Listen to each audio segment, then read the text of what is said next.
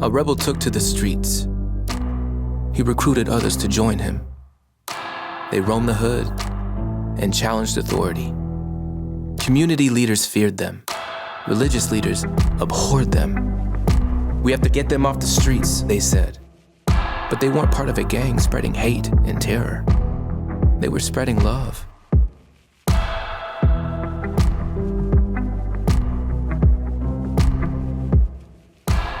Hi, everybody. So what we're going to do at The Volume on Sundays throughout the NFL season is I will give you a 12 to a 15-minute sort of wrap on the early window and the afternoon window.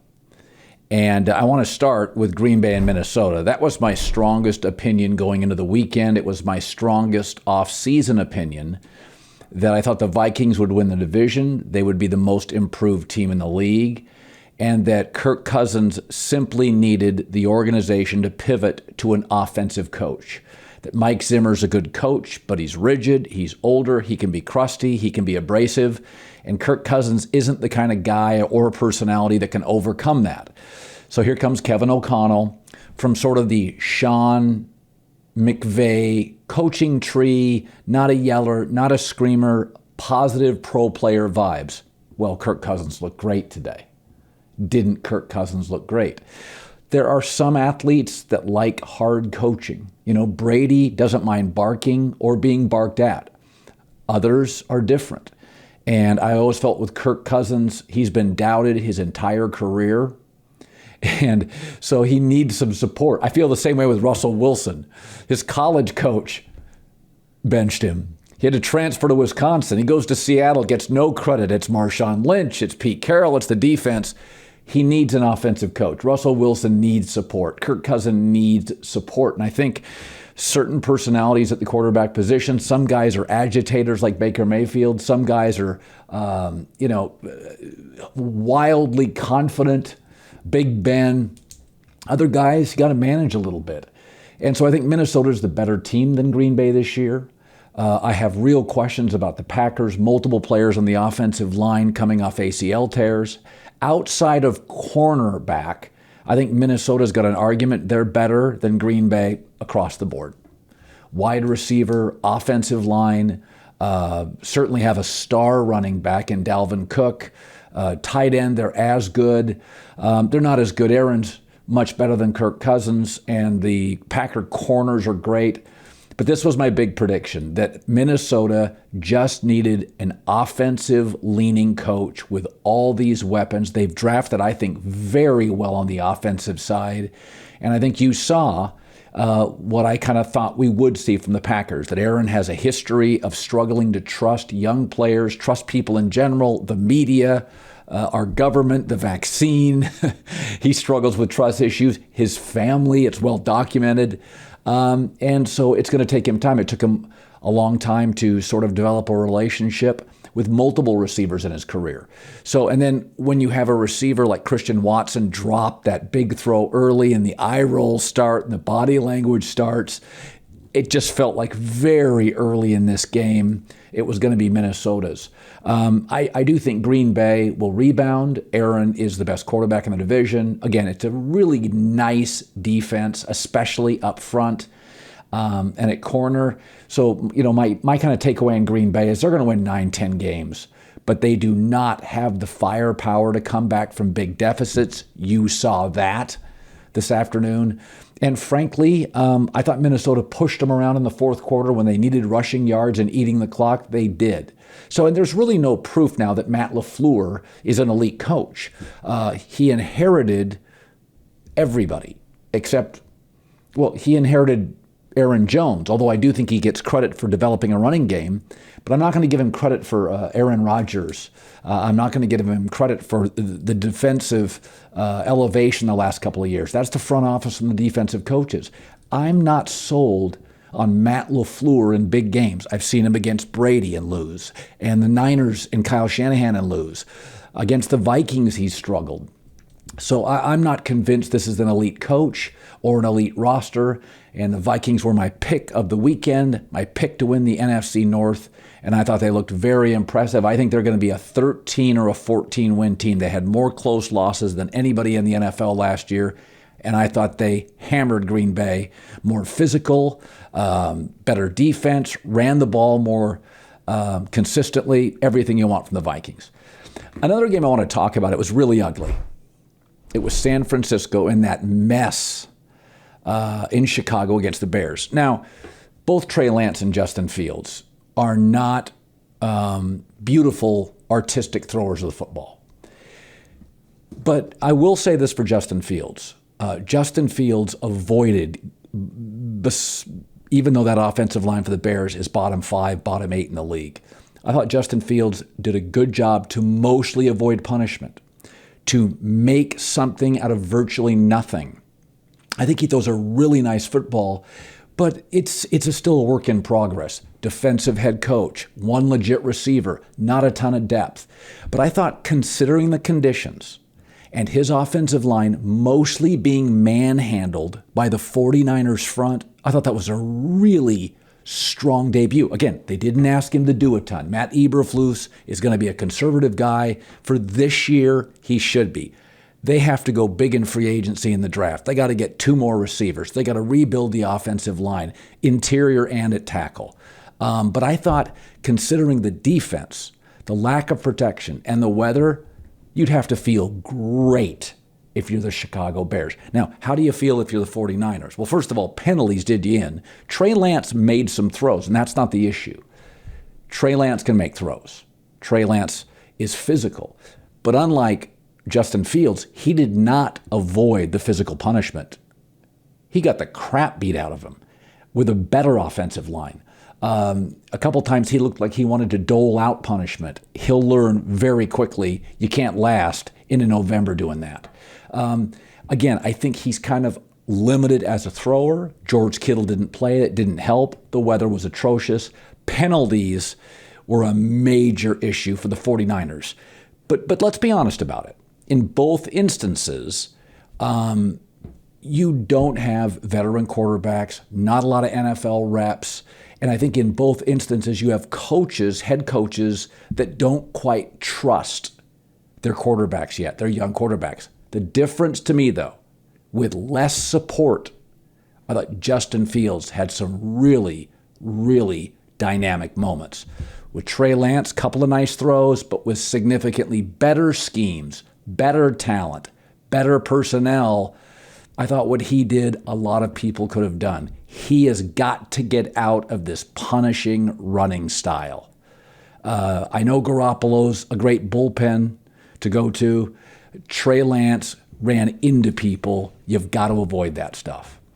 Listen, they're going to go with Mitch Trubisky in Pittsburgh, and they're going to go with him for a while. But I think what you saw in this game, and the Steelers won, so they feel great about it, right? But what you saw in this game is the fear that the Bengals turned the ball over 5 times. The Steelers did not turn it over in regulation, and we went to overtime. Is that what you have to do with Mitch Trubisky is what Matt Nagy in Chicago did with him. You have to develop. He's well-liked. Teammates like him. You have to develop a nice game plan, and he can execute with his limitations. Trubisky can execute a game plan. But then off script, when the 12 to 15 plays that are either memorized or scripted run out, it's a totally limited offense. And so now TJ Watt is injured. Testing done tonight, results probably tomorrow. What if he's out 6 weeks? It's not the same defense. So Trubisky can get you a lead. Trubisky can play well. But in the second half, you get different defenses, different alignments, different challenges, and you really saw Trubisky has not just a low ceiling, but a really, really low ceiling. And you could see the Steelers coaching to it. They were not going to let him make any big throws. So is Kenny Pickett a higher ceiling guy? Absolutely. I don't think you learn a lot on the bench, especially when you've been a 4-year college starter in the same stadium the Steelers play in. But I thought it was a great example that Joe Burrow had his worst game as a pro and almost won in overtime. 5 turnovers to none. Cincinnati almost pulled it out. Okay. That is the issue. So at some point, Pittsburgh's not fooling anybody. Okay, you got to rip the Band-Aid off at some point. And because what you're going to see with Pittsburgh, this is it. This is how their games are going to look. They're going to bring some packages into Trubisky, get a lead, hope to cling to it. Well, most teams are not going to turn the ball over 5 times. And now that TJ Watt will be out for an extended period of time, it's not the same relentless Steelers defense. So everybody feels great in Pittsburgh today, but what you saw is what everybody, myself included, told you would happen in the media. Really low ceiling. Coaches don't trust Trubisky. You hope to get a lead, cling on to it. You got lucky in week 1. Because if Burrow throws 1 less interception, Cincinnati probably has 4 turnovers and wins the game. That would be an abject disaster. A rebel took to the streets. He recruited others to join him. They quit their jobs, left their families, and swore allegiance to him. They roamed the hood, challenged authority, and made a lot of people uneasy. Community leaders feared them. Religious leaders abhorred them. Law enforcement labeled them outlaws. We have to shut them down, they said. Get them off the streets. Protect our communities from these troublemakers. But they weren't part of a gang spreading hate and terror. They were spreading love.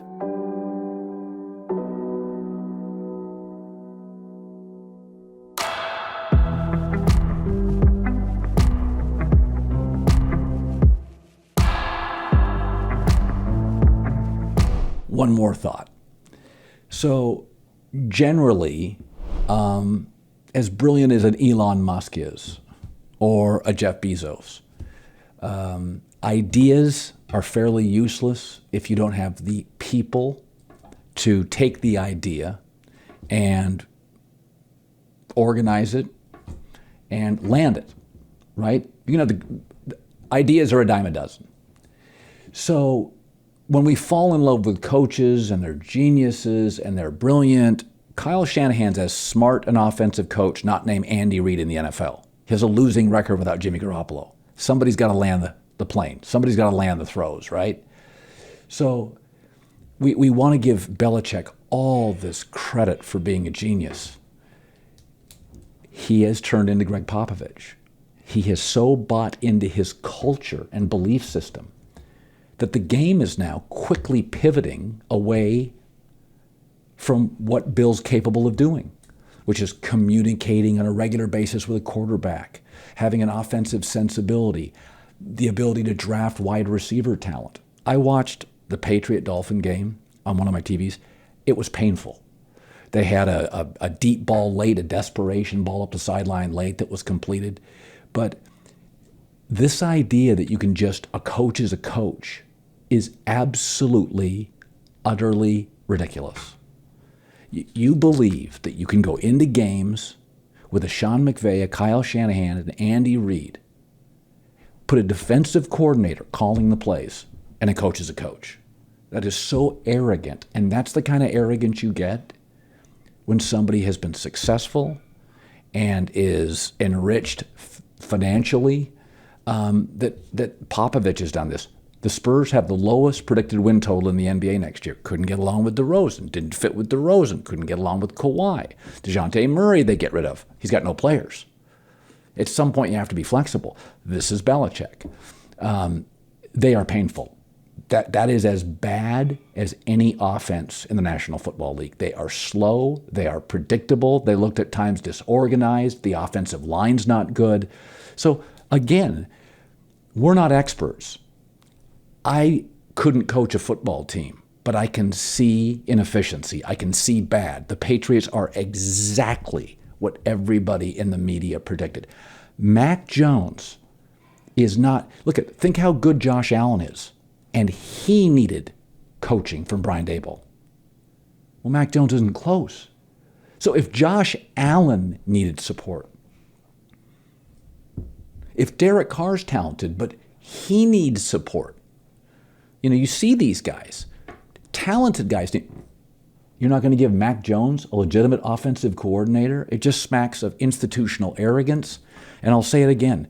It's one thing to struggle. It's another to be bad. It's another to be boring. The Patriots are a bad watch, and Robert Kraft is a businessman. I do not think it's crazy if the Patriots go 6-11 or 7-10, that Kraft goes into his office at the end of the year, makes him a consultant. Bill moves down to Jupiter, Florida with his girlfriend, goes golfs, hang out like Jimmy Johnson on a boat, maybe does some television. But they're not just bad. They're slow, they're unwatchable, and frankly, as I watched that game, it was embarrassing. This young offensive coach for the Miami Dolphins and Tua toyed with him. A rookie head coach and Tua toyed with Belichick. All right, great Sunday. We got the Cowboys, the Buccaneers tonight. So the Giants won, the Commanders won, the Eagles won. Dallas should be in last place by the time you watch this. I mean, they're going to be there all year, so way to go, Giants. How about that? The New York Giants. Not pretty. It was a crazy opening weekend. My other takeaway, the pass rushers are way ahead of the offensive lines at this point. That was incredibly obvious in many of the games I watched. Hope you had a great Sunday.